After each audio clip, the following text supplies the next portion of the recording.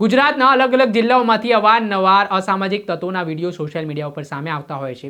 તેઓ હાથમાં હથિયારો લઈને જાહેરમાં આતંક મચાવતા હોય છે। ત્યાંની સ્થાનિક જનતા હોય તેમનામાં એક ડરનો માહોલ ઊભો કરવાના પ્રયાસો કરવામાં આવતા હોય છે। આ ઘટનાને લઈને અવારનવાર ગુજરાત પોલીસ દ્વારા આરોપીઓની શાન ઠેકાણે લાવવા માટે તેમની સામે કડક હાથે કાર્યવાહી કરવામાં આવતી હોય છે। તેમનું ઘટનાનું રિકન્સ્ટ્રક્શન પણ કરવામાં આવતું હોય છે, છતાં પણ અસામાજિક તત્વોનું પેટનું પાણી નથી હલતું। ત્યારે આ વચ્ચે સુરત શહેરમાં એક વેપારી ઉપર તલવાર વડે હુમલો થયા હોવાનો બનાવ સામે આવ્યો છે।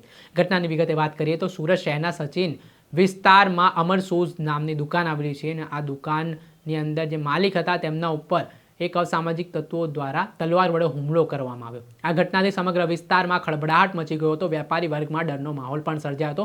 ઘટનાના પગલે જે ઇજાગ્રસ્ત વેપારી હતા તેમને તાત્કાલિક સારવાર માટે નજીકની સરકારી હોસ્પિટલ ખાતે ખસેડવામાં આવ્યા હતા અને આ મામલાને લઈને પોલીસને જાણ કરવામાં આવતા સચિન પોલીસની ટીમ તાત્કાલિક ઘટના સ્થળે દોડી આવી હતી અને ઘટનાની ગંભીરતાને લઈને પોલીસે તપાસના ચક્ર પણ ગતિમાન કર્યા હતા, જેમાં ગણતરીના કલાકોમાં જે અસામાજિક તત્વો છે જેણે તલવાર વડે હુમલો કર્યો છે તેની પોલીસે ધરપકડ કરી હતી અને ત્યારબાદ તેની શાન ઠેકાણે પણ લાવી હતી। હાલે સમગ્ર ઘટનાના વિડીયો પણ જોઈ શકો છો કે હાલ પોલીસે આરોપીને સાથે રાખીને ઘટનાનું રિકન્સ્ટ્રક્શન પણ કર્યું હતું અને તેના ચાલવાના પણ હવે ફાંફા થઈ ગયા છે।